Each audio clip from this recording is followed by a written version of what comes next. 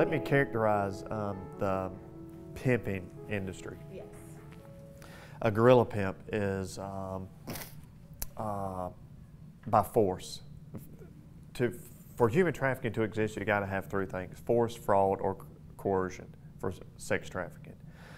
There's other forms of trafficking like labor, but just with pimping, a guerrilla pimp uses force. He uses his as street creds of violence to intimidate females. Romeo pimp is kind of like your used car, silver tongue type. Can look at you, read body language. One of the best salesmen out there. He can just network the right words and place the right words in a right paragraph that just sells whatever he's telling you, and you just, wow, I want what he's telling me. That would be a Romeo pimp. And within the pimping culture, you've got different levels. You've got your trafficked females, and then you'll have one or two females that's right up underneath the pimp that's referred to as the bottom girl, and it can even get even more derogatory. But essentially, she assumes the trafficking role as the trafficker, shielding the trafficker. She runs the girls, she runs the operation, she gives the money. And when you talk about money, pimps and traffickers, they launder their money through check cards, gift cards. You've been in Target, you've been in Walmart, you've seen all the nice pretty flowers of cards. So they take their, as I mentioned earlier, this pile of money, and they put a little bit of money here and there. Some may give a little bit to the females to go get their hair done, their nails done, maybe buy some clothes, because a trafficker needs to have his property looking good. He needs to have them tip-top shape.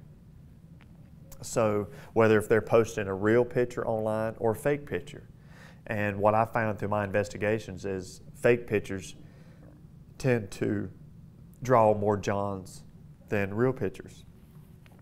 And when that trafficking victim, when that female opens that door and that John says, "Wow, you're much prettier in person than your picture online," he likes me. He thinks I'm pretty, and he could have just gave her heroin to an addict because she's loving it, and she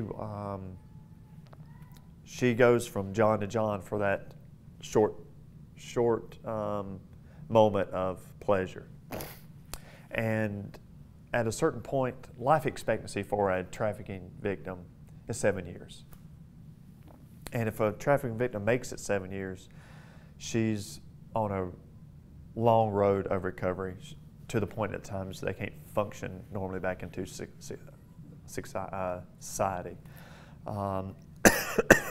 It's like a soldier being at war, because she's at war every time she meets a new person. And it's sad, but if we start with the parents and educate the parents to educate the kids, have parents educate parents, have kids educate other kids, it goes back to iron sharpens iron. If your best friend's failing in a certain area, you want to address it. You want to have that transparency with your family, with your friends, because we are essentially our brother's keepers.